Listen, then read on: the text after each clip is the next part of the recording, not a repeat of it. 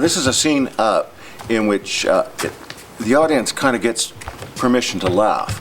One of the things that happens a lot is that when people come to a show that's about war, they think that because it's a serious topic that it has to be kind of carried on in a solemn way, when in fact war is the place of jokes, when people make really dark black humor, and it's very, very funny.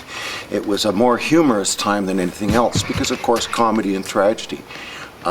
There are many ways of going about life, but comedy and tragedy aren't opposites. They're just strategies for dealing with it. And so that's why this scene is here. That's bloody intelligent of you. Gee, that boy can talk, eh? That was good. That's good. Where the rain don't run, close your heart out, and the nights ain't filled with fear. Oh, those old familiar voices whisper in my ear. Whoa, Canada, sing a song for me. Sing one for your lonely son, so far across the sea.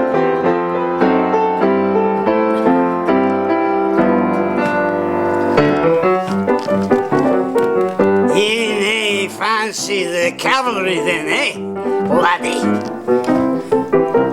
What? They say you didn't like the cavalry then, eh, pal?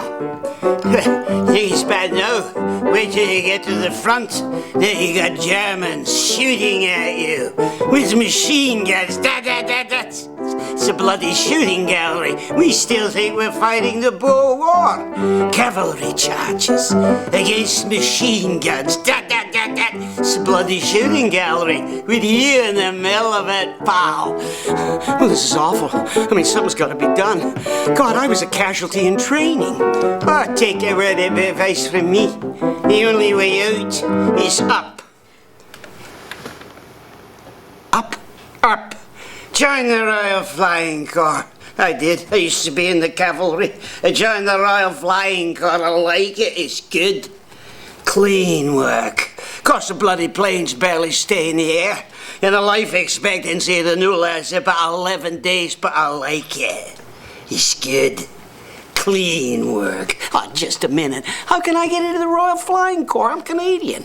I'm cannon fodder. I mean, you practically have to own your own plane to get into the RFC. Au contraire, pal, au contraire. No, the upper classes are depressed by the present statistics, so they're not joining with the usual alacrity. Now, anyone who wants to can get blown out of the air. Even Canadians. Well, what do I have to do? You get down and see them at the War Office. Tough bunch of twits, but they're all right. Now, they're not going to know what to ask you, because they don't know bugger all about it, so they'll ask you the first thing that comes into their head, which isn't much. Then they'll say, "Nay, you cannot be a pilot. You've got to be an observer." No, wait. What's an observer? Oh, he's the lad who goes along for the ride. Yeah, looks about. Oh, now you act real disappointed. Like your mother always wanted you to be a pilot. Then you get your transfer. Just a minute. So I'm an observer. I'm the fellow that goes along for the ride. So what? I mean, how do I get to be a pilot? I don't know. Sooner or later, you just get to be a pilot. I mean, plenty of vacancies these days. Check the casualty list, wait for a bad one. You gotta go in by the back door, you hear what I'm saying?